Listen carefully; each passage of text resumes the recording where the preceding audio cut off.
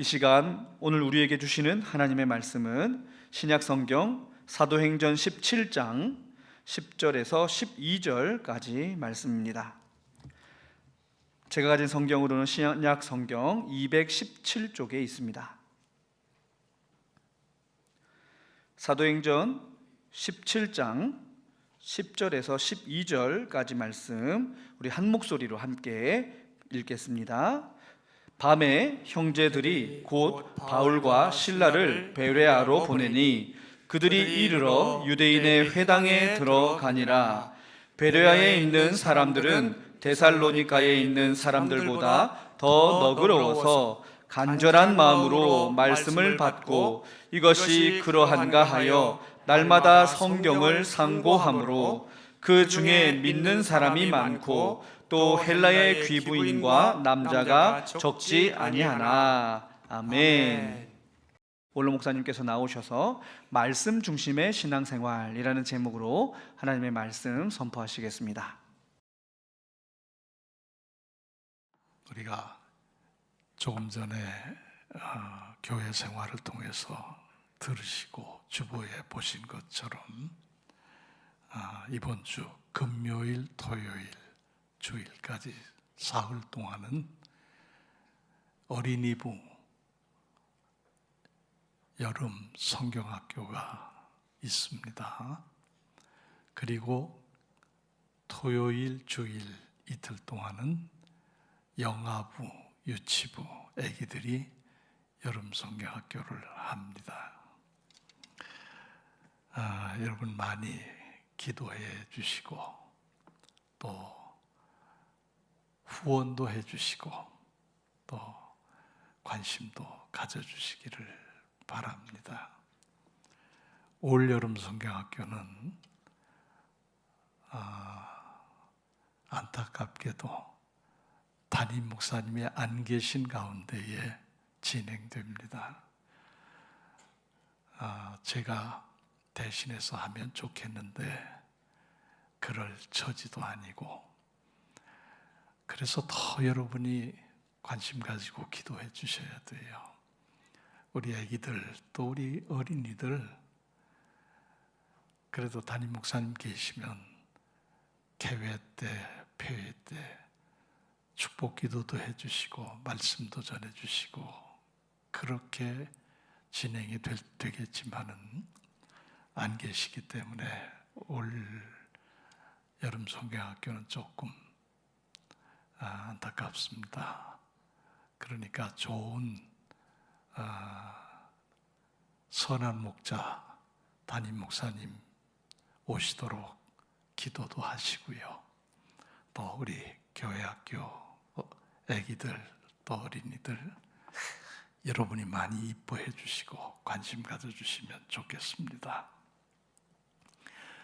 여름 성경학교는 언제부터 생긴 건가? 우리나라에서 생긴 건가? 그렇지 않습니다.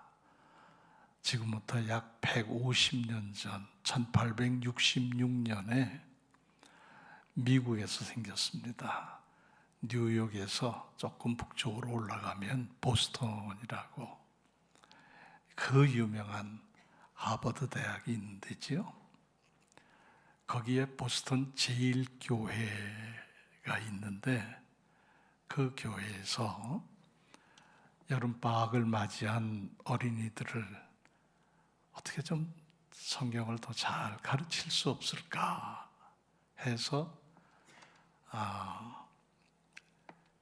여름, 그때는 그냥 여름 성경학교가 아니고 데일리, 매일 여름 성경학교 이렇게 해가지고 아마 지금보다 훨씬 긴 시간, 긴 기간을 여름 성경학교를 했던 것 같아요.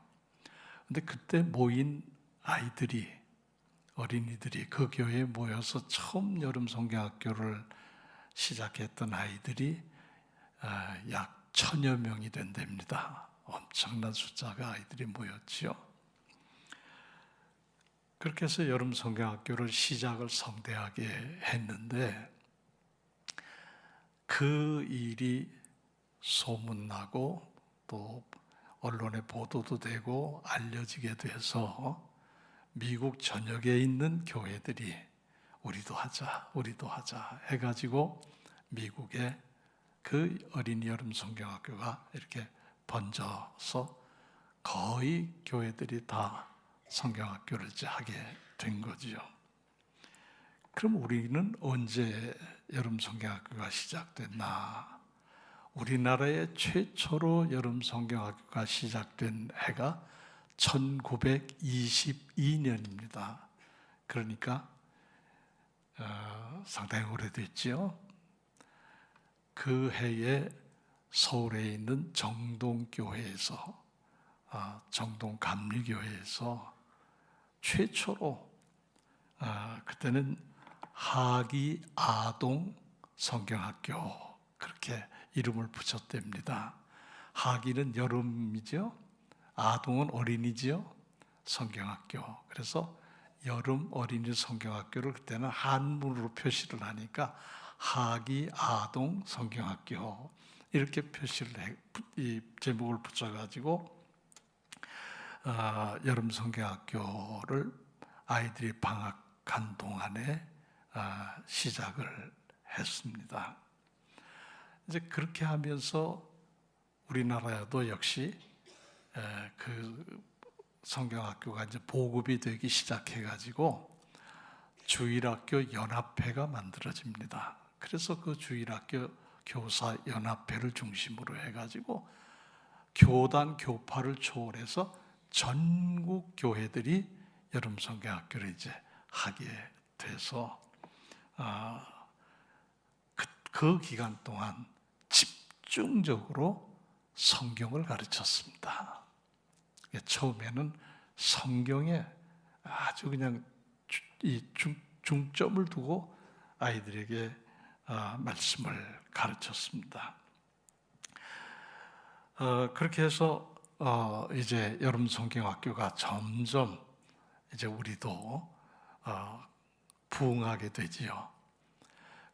그로부터 여름 성경학교에서 아이들이 그 순수하고 깨끗하고 맑은 아이들이 주님을 알게 되고 말씀을 배우게 되고 믿게 되고 이렇게 해서 지대한 영향을 끼치게 되고 그 아이들이 성장해서 한국교회의 주가 된 거예요. 말하자면 부흥의 역사를 이루게 된 것이 교회학교, 여름 성경학교에서부터 시작이 됐다. 그렇게 말해도 과언은 아니다. 이렇게 생각할 수가 있습니다. 근데 세월이 가면서 세상도 변하고 교회도 많이 변해가고 있잖아요. 세월이 가면서 여름 성경학교가 한참 부흥할 때는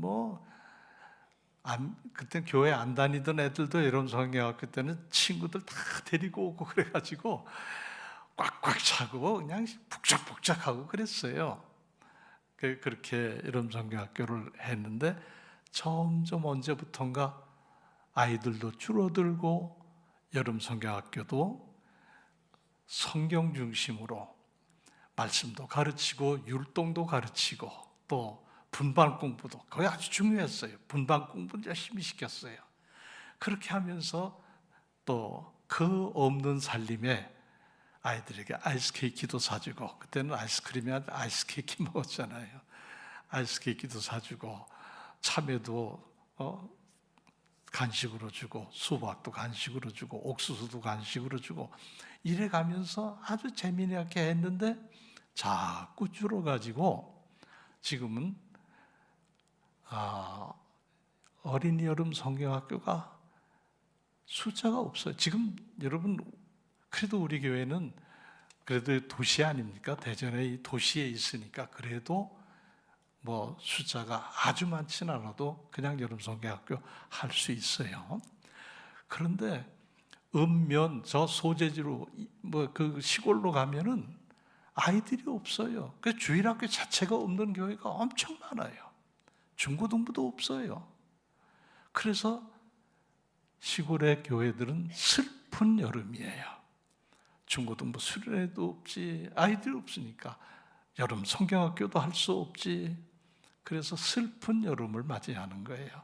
그리고 어른들도 젊은 사람이 없죠. 다 그냥 저 같은 할머니, 할아버지, 뭐 할아버지도 별로 없고 할머니들 그저 서너 분. 그냥 그래서 교회 명맥만 근근히 이어가고 있는 거예요. 지금 시대가 이렇게 자꾸 바뀌고 있어요. 그러면서 도해지도 어린이들이 자꾸 줄어들어요. 줄어들어가지고 활기를 잃어버리고 선생님들도 그저 하기는 해야 되겠는데 어떻게 해야 될지도 잘 모르고 프로그램도 옛날에 그 율동하고 또 아이들에게 동화를 성경을 동화로 얘기해주고 찬양하고 또 성경 분반 공부해서 열심히 그때 배운 그 성경 지식이 평생 가더라고요. 그렇게 가르치고 그랬는데 지금은 그때만한 열정도 없고 아이들도 없고 이런 안타까운 현실을 우리가 지금 맞이하고 있는 거예요. 그런데 그래도 우리는 낙심하지 말고 투자해야 돼요. 그리고 열심히 도와야 되고 관심 가지고 지원해 줘야 되고 제일 중요한 거 기도해 줘야 되고 그렇습니다. 뭐 50년 전, 60, 70년 전 생각하면 그때 주일학교 다닐 때가 있었던 분들은 여름 성경학교 생각나잖아요. 그때 여름 성경학교 시작하면 기다렸죠. 언제 날짜가 왜 이렇게 안 가나 그러고 기다렸어요. 그래가지고 가서 제일 먼저 뭐 했는지 아세요? 교가 불렀습니다. 교가. 여름 성경학교 교가가 있어요. 그 교가가 여러분 생각나시죠? 흰 구름 뭉게뭉게 피는 하늘에 아침에 명랑하게 솟아오른다. 손에 손을 마주잡은 우리 어린이 발걸음 가볍게 찾아가는 집. 즐거운 여름 학교 하나님의 집. 진리의 성경 말씀 배우러 가자. 그런 노래잖아요. 하나도 여러분 해당 없는 것 같아요. 옛날 생각나시죠? 한번 불러보자고요. 우리 한번 불러봅시다. 박수 치면서 부르시다.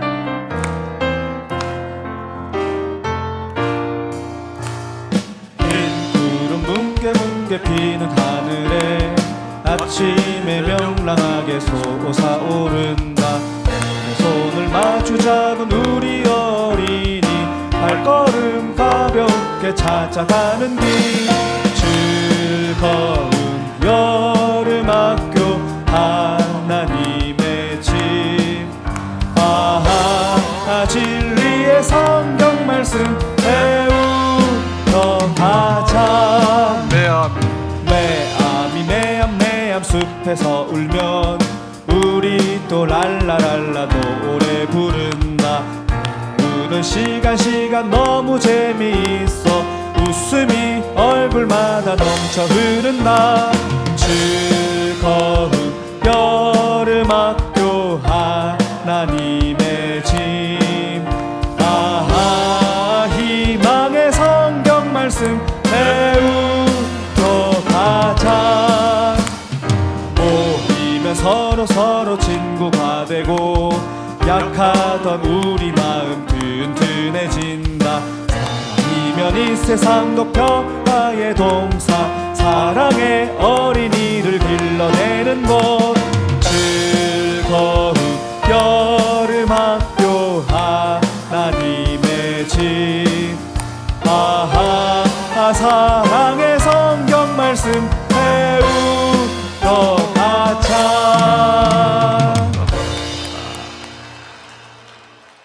오늘 별걸 다 부르네. 여러분 옛날 생각나시죠? 성경학교의 핵심은 그 제목 그대로 성경학교입니다. 성경 가르치는 데에 주 목적이 있었어요. 그래서 거기 보면 진리의 성경 말씀 배우러 가자. 후렴에 그랬죠. 희망의 성경 말씀 배우러 가자. 사랑의 성경 말씀 배우러 가자. 그게 여름 성경학교의 주제였던 것이지요. 성경은 우리 신앙생활의 근간이 됩니다. 근본 또는 기초가 됩니다. 성경 없이는 우리 신앙생활 할 수 없어요. 그렇죠? 성경책 안 가지고 교회 다니는 사람 많거든요. 요즘은 두 가지인데, 하나는 그런 사람을 위해서 교회에서 성경을 저쪽에 비치를 해놔요. 그래서 그냥 맨손으로 와서 턱 꺼내가지고 와서 예배 드리면 돼요. 근데 또 더 친절하게 화면에 또 다 띄워줘요. 그러니까 성경이 별 필요가 없어요. 그래서 성경이 오히려 가치를 저하시키고 있지 않나, 저는 그런 염려도 생각돼요. 성경이 이 책이 대단해서가 아닙니다. 이 안에 담긴 하나님의 말씀이 너무도 귀하고 소중해서 이걸 꼭 가지고 다녀야 돼요. 이걸 꼭 가지고. 그런데 언제부턴가 저는 그때 이해가 잘 안 되더라고요. 서울에 있는 어떤 교회가, 제가 그 목사님 참 좋아하는 목사님이었는데, 그 교회가 시작을 했어요. 딱 교회에다 성경을 비치해 놓고 성경 가지고 오지 않아도 됩니다. 와서 이거 가지고 됩니다. 그래요. 왜 그러십니까? 그랬더니 골프 치러 가는데 성경책 들고 다닐 수 없잖아. 그러시는 거예요. 전부 비율을 맞추는 거예요. 처음에 그렇게 시작한 겁니다. 그게 어디든 낚시 가는데 성경책 가지고 들어오면 날 걸치작거리잖아. 그래서 제가 그때 이건 아닌데, 그런 생각을 많이 했어요. 여러분, 각자의 소중한 성경책 있으시지요? 없으면 지금이라도 만드세요. 제가 이 이슬람 사람들, 이슬람교를 저는 받아들이지 않아요. 근데 그 사람들의 그 신앙 태도는 대단합니다. 제가 인도네시아에 있을 때에 거기는 전부 이슬람이잖아요. 그래서 무슬림은 이슬람교를 믿는 사람들을 무슬림이라고 그래요. 그래서 보면 모스크라고 그래서 말하자면 그들의 예배당이죠. 제가 있던 교회에 바로 출입구 옆에 그 이슬람 예배당이 있었어요.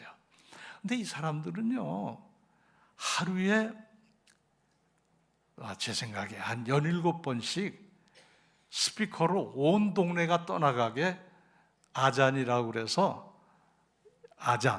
이슬람 노래가 있어요. 이렇게 뭐라고 설명이 어려운데 노래가 있어요. 그래가지고 그걸 귀가 떠나가게 크게 틀어놔요. 근데 꼭 새벽 기도 시간하고 맞추고 아침에 예배 시간하고 맞추고, 그러니까 그 소리가 그냥 교회에 온통 진동을 해요. 그래서 참 서로 봐주면 좋은데 왜 저럴까, 제가 그런 생각을 했는데, 근데 그 사람들의 신앙 태도는 제가 두 가지 아주 뭐라 그럴까요, 부러운 게 있었어요. 하나는 기도하는 모습이에요. 그거 울리면 기도하러 나와서 기도해야 돼요. 하루에 한 5번 울려서 그때마다 나와서 기도하는데, 그 사람들의 기도는 얼굴이 땅에 닿아야 돼요. 얼굴이 땅에 닿고 엉덩이는 이렇게 축혀 올리잖아요. 얼굴이 땅에 닿고 기도를 해요. 얼마나 정성껏 기도하는지 모르겠어요. 우리는 어떻게 기도합니까? 우린 기도를 설교하듯 해요. 그렇습니다, 좋습니다. 기도를 이렇게 해요. 저 왜 그러나 그래요. 기도는 가르치는 게 아니잖아요. 설교가 아니잖아요. 기도의 태도도 중요하다, 이런 생각을 해보는데, 어쨌든 그들은 간절하게 그렇게 기도해요. 근데 가만히 제가 성경을 읽다 보니까 느헤미야서의 8장을 제가 읽다 보니까 거기에 옛날 이스라엘 백성들이 얼굴을 땅에 대고 하나님을 경배하고 그랬어요. 그런 아마 내에서 연유한 것 같이 생각이 드는데, 어쨌든 그게 부럽고 기도의 진지함, 그리고 진실함, 절실함, 이런 게 부럽더라고요. 그 다음에 또 하나 뭐가 부러우냐면, 그 사람들이 그 꾸란이라고, 코란이라는 요만한 이슬람교의 그 성경이 있잖아요. 그 사람들이 쓰는 경전이에요. 그거를 이렇게 손바닥만한 걸 가지고 꼭 가슴에 품고 다녀요. 그래서 틈만 나면 차를 타도 그렇고 뭘 해도 시간 나면 그걸 꺼내서 꾸란을 읽어요. 그 태도를 보면서 우리는 엉터리 신앙생활 아닌가, 그런 생각이 들 정도예요. 여러분, 그런데 그렇게는 못해도 내가 성경 한 권은 내 것으로 가지고 있으면서 소중히 성경을 간직할 수 있어야 되잖아요. 그리고 그걸 보고 성경을 통해서 하나님의 말씀을 배워야 되지 않겠어요? 그런 게 참 우리에게 필요하다. 성경은 우리 신앙생활의 기초이고 근간이고 기본이다. 이건 뭐 부정할 수가 없어요. 왜 그러냐면 하나님께서 두 가지 통로를 통해서 우리에게 하나님을 계시하셨어요. 나타내셨어요. 하나는 자연 계시고 하나는 특별 계시예요. 자연 계시는 뭐냐 하면, 여러분 자연을 보세요. 이 자연 전체가 다 하나님의 계시예요. 어쩌면 이 꽃이 이렇게도 아름다울까, 하나님 솜씨가 감탄하잖아요. 하나님을 보는 거예요. 꽃 한 송이에서도 하나님을 보는 거예요. 저 푸른 창공, 저 광활한 저 창공을 보면서도 하나님이 계시다는 것을 느낄 수 있잖아요. 사람은요, 보는 것은 참 한계가 있어요. 여러분, 지금 여러분의 육신의 눈으로 지금 보시는 게 어디까지 보십니까? 내가 바라보는 고기만 보는 거예요. 이렇게. 그렇죠? 여러분은 저하고 이 강대상 요것만 보시잖아요. 이 뒤에 뭐가 있는지 안 보이죠? 저 뒤에 뭐가 있고 저 뒤에 뭐가 있는지 안 보이잖아요. 사람이 본다는 것은 지극히 제한적이에요. 제한적이라고요. 근데 마치 우리는 뭘 다 보는 것처럼 교만해가지고, 뭘 다 아는 것처럼 교만해가지고, 그건 어리석은 거예요. 교만이에요. 여러분, 지구라는 게 있는 거 아세요? 지구.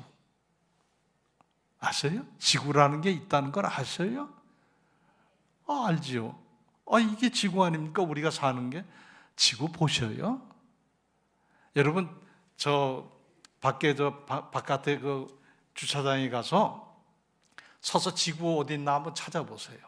아니면 호남 평야에 가서 지평선 보이는 데 가서 지구 어디 있나 찾아보세요. 안 보여요. 지금은 이제 위성 쏘고 그래서 하늘 공중에서 촬영하는, 지구는 이렇게 생겼다, 그래서 우리가 아는 것이지, 우리가 땅에 서서 지구를 볼 수가 없어요.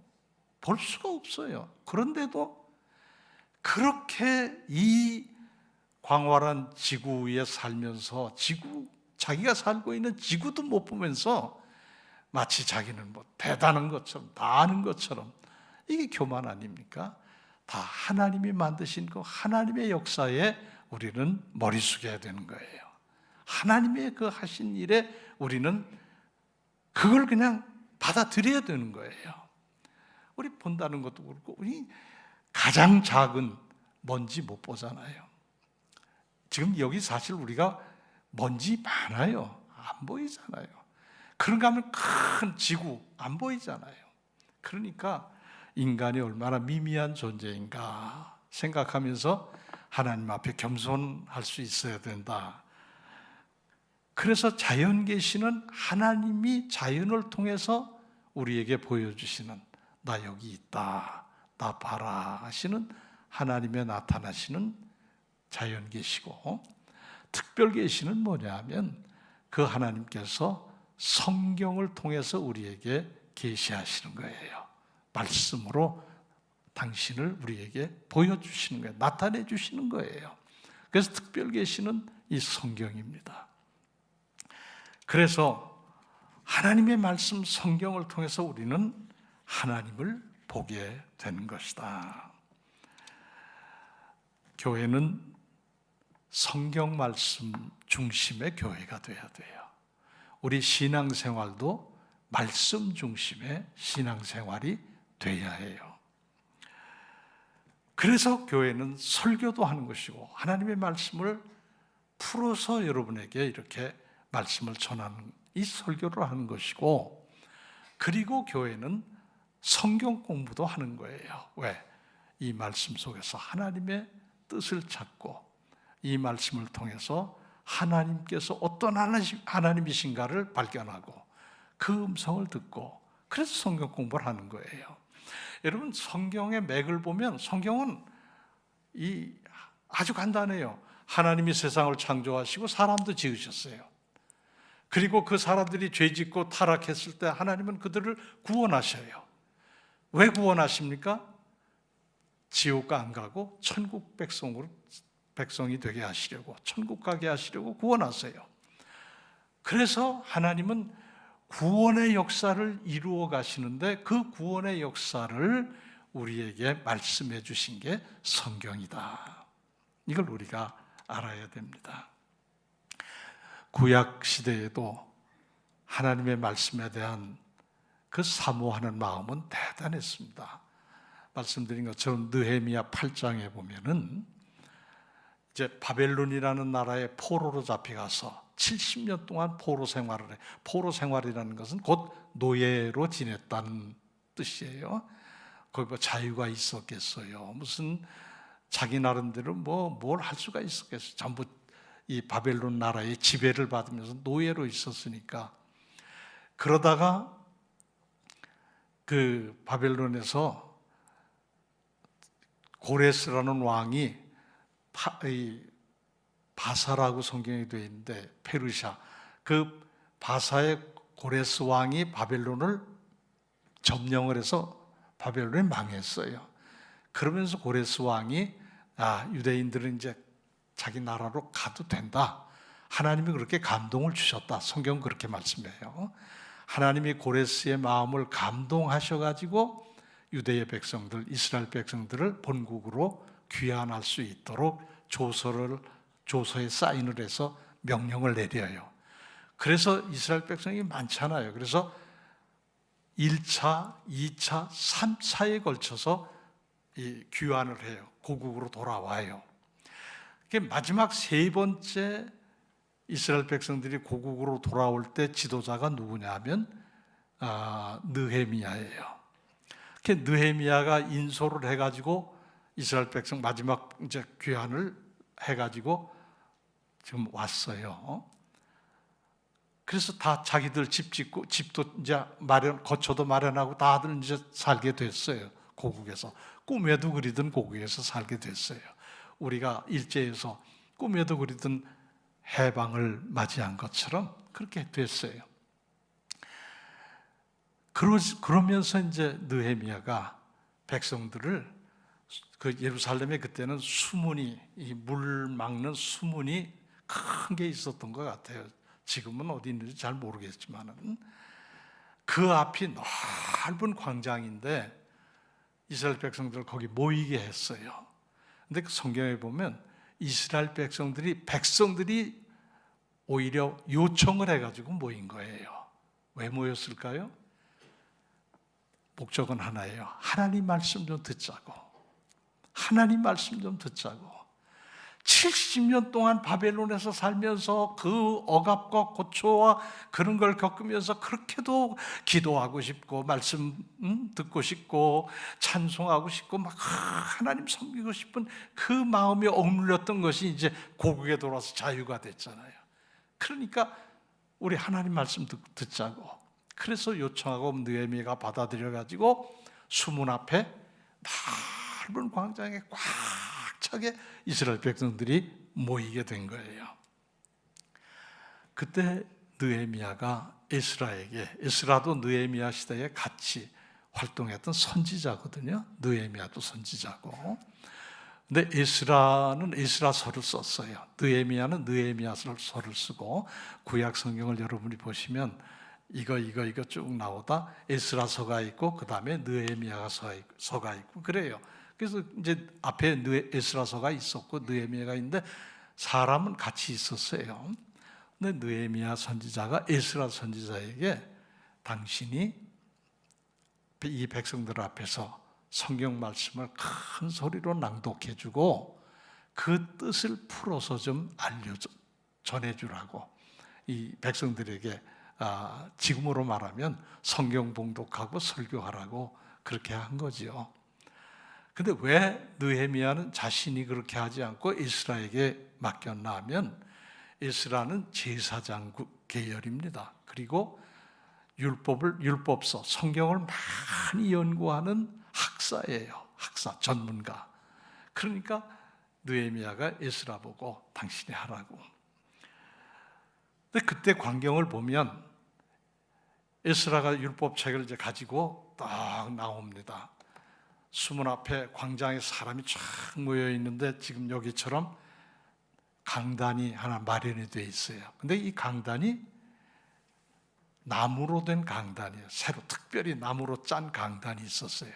그래서 그 강단 위에 올라가 가지고 느헤미야 이제 율법책 성경을 큰 소리로 낭독하고, 그러면서 이건 무슨 뜻이다, 이 말씀은 어떤 뜻이다, 이 말씀은 어떤 뜻이다 하고 백성들에게 그걸 지금으로 쉽게 얘기하면 설교를 한 거예요.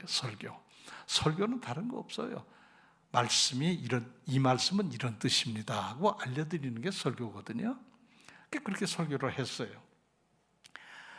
그때 이 에스라가 율법책 성경을 가지고 나와서 필 때 백성들은 앉아 있다가 다 일어났어요. 왜 그랬을까요? 그 율법의 말씀, 성경 말씀이 하나님의 말씀이기 때문에 앉아서 말씀을 이렇게 들을 수가 없다는 거예요. 다 일어서서 예를 표시하고 하나님의 말씀 받을 준비를 하고 하나님을 이렇게 높인 거지요. 그래서 말씀이 이제 이렇게 폈을 때 일어섰어요. 그래서 제가 생각해봐요. 우리는 말씀에 대한 태도가 어떻습니까? 다리 꼬고 앉아서 또 뭐 다른 것 뭐 핸드폰 만지고 이것저것 뭐 하고, 이 태도하고는 완전히 다르잖아요. 말씀 앞에 일어설 수 있는 이런 자세가 우리도 필요한 거예요. 왜? 하나님의 말씀이니까. 그렇게 하고 그렇게 말씀을 존중하면서 그들은 하나님을 송축했다 그랬어요. 송축이 뭡니까? 찬송했다. 하나님을 찬송했던 거예요. 그러고 나서 이 에스라가 말씀을 낭독하고 그 뜻을 설명해 줄 때 백성들은 아멘, 아멘, 아멘 하고 화답을 했다는 거예요. 우린 그걸 부끄럽게 생각하면 안 돼요. 내 마음의 말씀이 부딪히면 아멘, 아멘 할 수 있어야 돼요. 그때 그랬고 지금도 마찬가지고요. 그러면서 아멘 하면서 그들이 모두 눈물을 흘렸다 그랬어요. 왜 울었을까요? 왜 눈물을 흘렸을까요?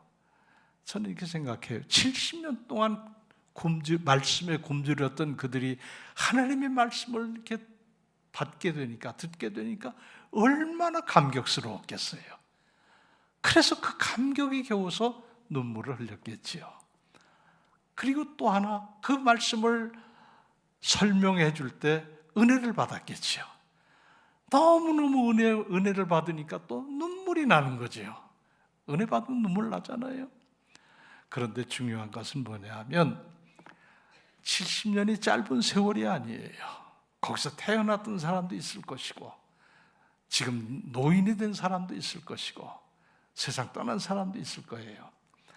그 70년을 바벨론에 끌려가 가지고 그러니까 여러분 이해를 돕기 위해서 이스라엘에서 저 이라크라는 나라까지 끌려갔다 이렇게 생각하시면 돼요. 아주 먼 거리예요.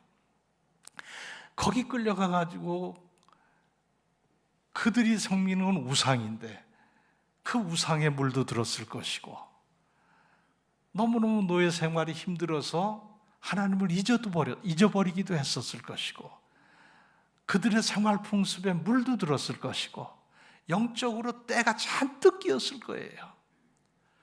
그런데 이제 하나님의 말씀을 들으면서 정화가 되잖아요. 말씀으로 그건 잘못됐었구나. 이건 아니었구나. 영혼의 때를 다 벗겨내는 거예요. 그래 눈물이 나지요. 이제 하나님의 백성으로 다시 그 순수한 믿음 가운데로 왔다는 게 얼마나 감격스러운 거예요. 자, 그들이 그런 마음이었을 거예요. 내 평생 듣던 말씀 또 들려주시오. 내 평생 듣던 말씀 또 들려주시오. 그런 간절한 마음으로 말씀을 받았을 거예요. 예수님이 말씀하십니다. 마태복음 4장 4절에 사람이 떡으로만 살 것이 아니라 하나님의 입으로 나오는 모든 말씀으로 살리라. 말씀으로 살아야 된다는 거예요. 이들이 그걸 그렇게 간절하게 사모했던 거예요. 잠언서의 말씀에 보면 마땅히 행할 길을 아이에게 가르치라. 그리하면 아이가 그것을 늙어도 떠나지 않을 것이다. 잠언서 22장 6절의 말씀이에요. 이 말씀을 우리만 받는 게 아니에요. 어린아이 때부터 받으라는 거예요. 그래서 느헤미야서 8장에 보면 말씀을 알아들을 수 있는 사람은 다 나오라고. 그러니까 말하고 갓난쟁이만 빼고는 다 나왔을 거예요. 알아들으니까. 어려서부터 말씀을 먹이고 가르쳐야 돼요. 왜 말씀이 그렇게 중요하냐면 디모데후서 3장 16절 17절 보면 모든 성경은 하나님의 감동으로 된 것으로 교훈과 책망과 바르게 함과 의로 교육하기에 유익하니 이는 하나님의 사람으로 온전하게 하며 모든 선한 일을 행하기에 온전케 하려 함이라. 하나님의 말씀을 받으면 하나님의 사람으로 바르게 설 수 있다는 거예요. 하나님의 말씀을 받으면 모든 선한 일을 바르게 할 수 있다는 거예요. 악한 일 하지 않습니다. 부정한 일 하지 않습니다. 불결한 일 하지 않습니다. 모든 선한 일을 온전하게 바르게 할 수 있다. 그게 하나님의 말씀이 우리 신앙생활의 기초, 기본, 근간이 된다 하는 것이에요. 그러니까 신앙생활의 모든 것은 다 성경에 다 있다. 그래서 성경, 말씀은 우리의 신앙생활의 근간이 되는 것이다. 그 메시지 성경이라는 번역을 하신 유진 피터슨이라는 미국의 목사님께서 돌아가셨지만 그분이 이렇게 말을 했습니다. 성경의 모든 말씀에는 하나님의 숨결이 깃들어 있다. 이 표현이 너무 좋은 거예요. 저는 아멘이에요. 모든 성경 말씀 속에는 하나님의 숨결이 깃들어 있다. 우리가 읽은 이 말씀도 이 속에 하나님의 숨결이 들어있는 거예요. 그래서 우리는 말씀을 통해서 하나님의 숨결을 느껴보는 거예요. 느낄 수 있는 거예요. 숨결을. 얼마나 감사해요. 그런 말씀을 우리에게 주셨는데 이 말씀, 이 귀하고 귀한 말씀을 어려서부터 가르치라는 겁니다. 디모데후서 3장 15절에 그랬습니다. 디모데는 바울에게 있어서 믿음의 아들이에요. 근데 그 믿음의 아들을 이렇게 칭찬합니다. 디모데야, 너는 어려서부터 성경을 알지 않았느냐? 참 잘했다. 어려서부터 성경을 아는 건 참 잘한 것이다. 그렇게 칭찬해요. 요즘 세상을 제가 봐요. 우리는 옛날에 비해서 너무너무 수준이 높아졌어요. 대학 안 나온 사람 만나기 어려워요. 다 그래도 대학 나오고 조금 형편상 못 간 사람은 고등학교 졸업은 다 했어요. 저 어렸을 때만 해도요, 문맹이 엄청 많았어요. 자기 이름도 한글로 쓸 줄도 모르는 문맹이 엄청 많았어요. 지금 문맹 없어요. 다 제 이름 쓰고 영어 쓰고 다 해요. 지적 수준이 그렇게 높아졌어요. 생활은 어떻습니까? 먹기 싫어 안 먹지, 없어서 못 먹는 사람 많지 않아요. 특별한 경우, 노숙자 뭐 이런 그런 분들은 먹을 게 없고, 또 이 가정 생활에서 이렇게 식구들과 같이 못 사는 노인들 먹는 거 참 어렵기도 해요. 특별한 그런 분 빼고는 먹기 싫어서 안 먹는다니까요. 풍성하잖아요. 여러분 생각해요. 집에 냉장고 한번 생각해 보세요. 아마 거의 다 냉장고 넣을 자리가 없을 거예요. 그죠? 그런 풍부한 물질적 세대, 지적인 큰 높은 지식의 세대, 지금 우리가 사는 세대가 그래요. 그런데 하루도 그치지 않고 일어나는 일들을 보면 이게 사람이 할 짓인가? 인간이라면 어떻게 이런 짓을 할 수 있나? 그런 사건들이 매일같이 보도되잖아요. 매일같이 보도되잖아요. 이 사회가 이게 큰 문제예요. 저는 그런 걸 보면서 이건 지적인 수준도 문제가 아니고 먹는 문제의 수준도 아니다. 이건 정신적인 문제다. 영혼이 죽어 있는 것이다. 영이 썩은 것이다. 그 생각해 보는 거예요. 어려서부터 하나님의 말씀을 배우고 하나님의 말씀을 습득을 했다면 그렇게까지는 안 할 거예요. 그렇죠? 물론 그래도 범죄하는 사람도 있겠지만 그러나 그 수는 아주 적을 거예요. 저도 말씀을 배우며 말씀의 가르침을 배우며 성장한 아이들이 잘못될 확률은 거의 없을 거예요. 그런데 자꾸 주일학교도 줄고, 물론 출산율 감소에도 문제가 있지만은 교회를 안 보내요. 우리 믿는 교인들의 가정에서도 자기 자식을 교회 안 보낸다고요. 왜? 공부해라. 공부해야 된다고.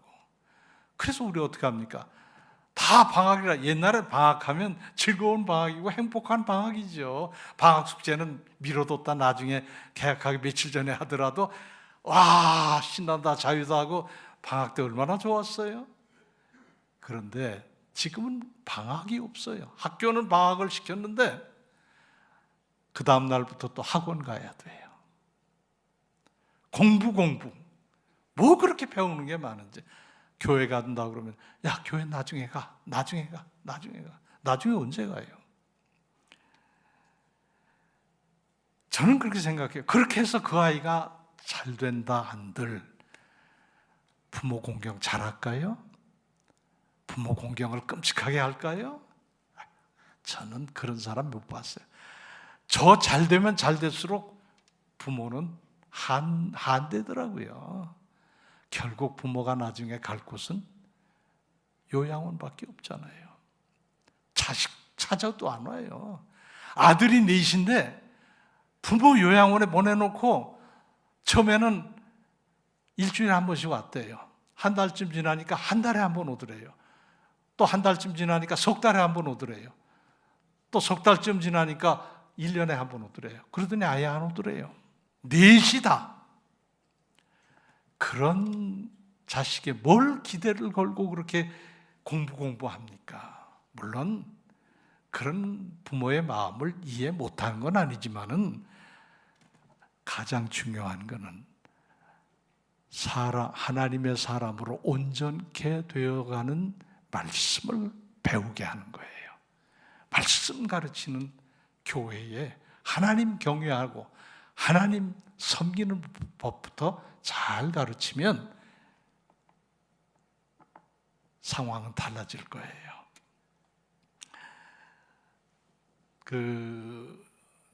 기독교 교육학을 가르치셨던 주선혜 교수님이라고 계셨는데 그분 돌아가셨지만요. 제가 한번 강의를 들었어요. 근데 그분이 그런 얘기를 해요. 기독교 교육은 어려서부터 해야 된다. 어려서부터 해야 되는데 그 이유가 뭐냐 하면 하나님의 말씀과 교육을 통해서 하나님과 그 아이가 인카운터를 해야 된다. 인카운터라는 건 무슨 말이냐면 직면하다, 맞닥뜨리다 그런 뜻이거든요. 아이가 어려서부터 하나님과 한번 맞닥뜨려 보는 그 경험을 해야 된다는 거예요. 여러분 하나님과 맞닥뜨려 본 경험이 있으세요? 제가 1971년도인가 잘 생각은 안 나는데 엄청 오래됐지요. 1971년도인가 그런데 제가 교회에서 중고등부 학생들을 가르치고 있었어요. 여름이 돼가지고 수련회 가잖아요. 수련회를 갔어요. 수련회를 가가지고 어디로 가느냐면 천안인데 천안에서 그때는 지금은 길이 참 잘 뚫어져 가지고 아주 번잡하게 됐지만 그전에 저희 그 수련회 갈 때 그 교회는 시골 꼬불꼬불 시골길이에요. 혹시 정 목사님 아시나 몰라? 저 북면이라고. 예, 그 길로 쭉 가면 거기 냇갈 하나 건너서 교회가 있어요. 그 교회로 갔어요. 그 교회로 가가지고 3일 동안 2박 3일 동안 수련을 거기서 하는데 마지막 날 밤에 이제 제가 기도에 인도를 하고 이제 자고 이제 내일은 이제 보따리 싸들고 아침 먹고 갈 참 이제 귀가할 참인데 집회할 때부터 비가 쏟아지기 시작하더니 기도회 끝났는데 비는 더 오는 거예요. 고천에도 비가 좀 왔어요. 요즘같이 장마철이라 비가 좀 와서 냇물이 많이 불었는데 더 옥수같이 쏟아지니까 물이 막 넘쳐가지고 다리가 잠기고 떠내려가 버리는 거예요. 근데 거기서 나올 수 있는 거는 곧 다리 건너는 길밖에 없었어요. 그 내를 건너서 나와야 되니까. 뒤는 산이에요.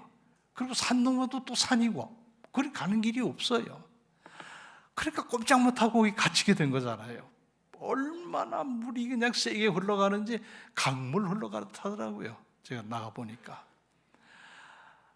그래서 우리가 믿을 데가 어디 있냐 그랬더니 하나님밖에 믿을 데 없죠. 그래서 그럼 하나님께 한번 우리 호소해보자, 기도해보자. 아이들이 울며 불며 기도를 하는데요. 내일 못 나가면 안 되니까 이 비 좀 그치게 해달라고. 아이들이 그렇게 막 몸부림치고 기도하는 거 저 처음 봤어요. 이 비 좀 그치게 해달라고. 하나님 그치게 해달라고. 내일 갈 수 있게 해달라고. 얼마나 간절하게 막 그냥 막 그야말로 떼굴떼굴 구르며 기도를 하는 거예요. 그거 그렇게 하라고 그래도 안 할 거예요. 근데 자기들이 다급하니까 기도를 그렇게 하더라고요. 그래서 저도 이제 같이 기도를 막 했지요. 근데 아침에 이제 그러고서 이제 좀 이따 이제 잠을 잤는데 아침에 나가 보니까 세상에 해가 반짝 나가지고 물이 확 줄었더라고요. 그러니까 아이들이 와 하나님이 우리의 기도 들어주셨다고 막 박수를 치고 좋아해요. 그래서 제가 아이들 모아놓고 이제 갈 준비하면서 물어봤죠. 이거 그냥 우연히 이렇게 된 거냐? 하나님이 우리 기도 들어주시고 이렇게 하나님이 역사해 주신 거냐? 어떤 거냐? 하나님이 역사해 주셨지요. 너희들 정말 그래? 정말 믿어? 우리가 그거 믿지요. 한 사람도 아이고 뭐 그냥 우연히 그렇게 되겠지 이렇게 말하는 아이가 없었어요. 자기들이 기도해서 하나님이 움직여 주셨다는 거예요. 여러분은 생각에 아이고 그때 뭐 우연히 그냥 하나님이 비가 그냥 그쳤겠지. 여러분 또 그렇게 생각하는 분도 계실지 모르요. 아이들은 절대 안 그래요. 자기들이 기도했더니 하나님이 응답해 주셨다고. 그렇게 굳게 믿어요. 근데 그 아이들이 지금까지도 그렇게 믿는다고요. 그 중에 목사님이 셋 나왔어요. 셋. 그 중고등부 아이 중에서. 하나님이 역사하신 건 우리 상식이나 경험으로 생각할 수 없는 거예요. 하나님 믿으시기 바랍니다. 믿으셔요. 그 아이들의 신앙이 얼마나 순수합니까? 하나님 그 순수한 믿음을 원하시는 거예요. 그때 경험이 평생 가더라고요. 그때 그 경험이 평생 가는 거예요. 여러분, 하나님 믿고 그 하나님이 주신 말씀을 의지해서 깨달으면서 살아가는 게 우리의 신앙생활이다. 오늘 본문에 보니까 베레아 교회에 바울이 방문을 했어요. 근데 베레아 교회 교인들이 얼마나 성경에 대해서 말씀에 대해서 간절함을 가지고 있든지 데살로니가 교회 교인보다도 훨씬 더 열정적이에요. 데살로니가 교회 교인들도요 믿음 좋은 사람들이에요. 데살로니가 전서 1장에 보면 너희 믿음이 각처에 퍼졌다 소문이 났다 그랬어요. 믿음의 소문이 각처에 퍼졌다. 그런 교회인데도 그 데살로니가 교회보다도 더 말씀을 사모한 게 베레아 교회 교인들이에요. 그래서 그들이 말씀을 받으면서 말씀이 그러한가 깨닫기 위해서 노력을 했어요. 그 말씀으로 충만해지니까 교회가 말씀으로 충만해지니까 헬라의 귀부인들과 남자들이 적지 않이 몰려왔다 그랬어요. 부흥했다는 거예요. 교회가 부흥했다. 여러분, 교회 부흥을 딴 데서 찾지 마세요. 교회 부흥은 두 가지입니다. 말씀과 기도예요. 그리고 우리는 나가서 전도하는 거지만 말씀과 기도가 충만하면 교회 부흥은 이루어지는 거예요. 헬라의 귀부인, 헬라는 이방 사람들이에요. 예수 안 믿는 사람들이에요. 그런데 예수 믿겠다고 온 거예요. 지체 높은 귀부인들이. 그리고 왜 남자들이 나왔는가? 남자들은요, 예나 지금이나 여기 나오신 우리 남성들은 대단히 훌륭하신 분들이고 예나 지금이나 남자들 교회 잘 안 가요. 근데 그 남자들이 나왔다는 거예요. 왜? 성경 말씀 보려고, 들으려고. 말씀 때문에 교회도 부흥하고 말씀 때문에 그들의 신앙도 부흥하고 영적으로 든든하게 서는 역사를 이루었다. 여러분, 말씀을 사모하시기 바랍니다. 말씀 충만, 말씀으로 깨닫고 말씀으로 은혜 받고 말씀을 사모하며 성령이 충만하고 은혜가 충만하면 우리의 신앙도 부흥하고 우리 교회도 부흥할 줄로 믿습니다. 믿음으로 말씀 충만한 신앙생활을 이루어 가시기를 축원합니다. 네, 기도합시다. 하나님 아버지 감사합니다. 우리 여름 성경학교의 어린이들 예수님의 가르침을 잘 받게 하시고 우리 교회의 교회학교가 말씀 중심으로 부흥하게 하셔서 하나님께 영광이 되게 해 주옵소서. 우리 어른들도 말씀을 사모하고 간절히 말씀을 받고 깨닫고 은혜 받아서 말씀으로 흔들리지 않는 믿음으로 굳게 서서 나아가는 저희 모두가 되게 해 주옵소서. 예수님의 이름으로 기도합니다. 아멘. 이제는 우리 구주 예수 그리스도의 은혜와 하나님 아버지의 사랑과 성령님의 교통하시고 위로하시고 인도하심이 말씀 붙잡고 말씀 안에서 말씀 충만한 은혜의 삶을 살아가기 원하는 사랑하는 믿음의 식구들 머리 위에 지금부터 영원토록 함께 하시기를 축원하옵나이다. 아멘.